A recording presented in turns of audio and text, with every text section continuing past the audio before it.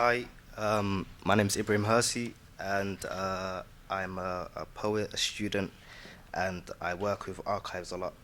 And I'm just going to read a couple poems that kind of talk about the environment, but from a lens of the countries that it affects the most. This first one touches on a few themes. Isn't titled as of yet, but it kind of talks about traditional modes of life and camels. I'm Somali. Camels are a big thing back home, and they're the main they're the main wealth for a lot of pastoral nomads, and that's kind of like the tradition that I come from. And yeah, a ship that moves through sand and rocky terrain, each of its sides named but not branded. You don't pain what sustains you, even riding it is taboo.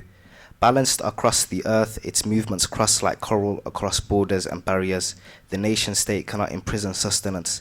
At one point, like a can of deodorant in the sun, it'll explode. Each year, the grass grows grayer and shorter and more tough.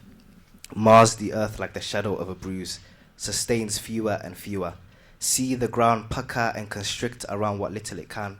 Watch it spit itself out, command itself against the othered, take back what it wills. Some would rather cull others than curb their desires. They've skinned the earth of its patina, left there ashy and convulsing, and their solution is to kill half of the human populace. Electrical grids wrap the earth like ley lines. Nomads charge their phones on solar panels, and rivers dry up. Here, the conscious suffer the worst price. Yeah, that's the first.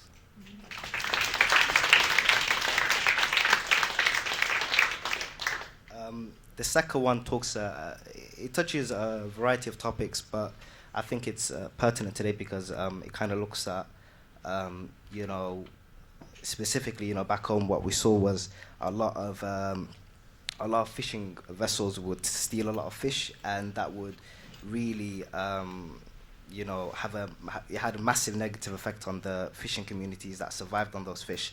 And you'd also see them as well, like poor nuclear waste, like it became a kind of dumping ground the sea back home. And so that's what kind of that's what kind of prompted this poem. But it touches on a variety of topics. It's a bit long. And yeah, there's also a bit of a chorus, and it's taken from like a traditional fishing song, and yeah, I've just translated and turned it to a chorus, and yeah, they came in waves, tore through the hull, through metal. Nothing tastes like ruined fish, toxic waste and salt. Hunger will push you, the kind that starts from your legs, has you standing, walking, jittering until you wither from the top down. It'll propel you. Last ditch, an emergency protocol. Oh God, I have not gone to Meir, nor the nomadic interior, and I have not made plans to meet with my wife. Oh God, look how he roams, destitute. That bombing did something to us. That near-death British fire, the men sick with malaria who left, that also did something to us. The boats that glide in the morn, return with song, tired with unmade promises on their chest, that also did something to us. When the winged one, the dervish remnant, left nothing but poems on old age, that also did something to us.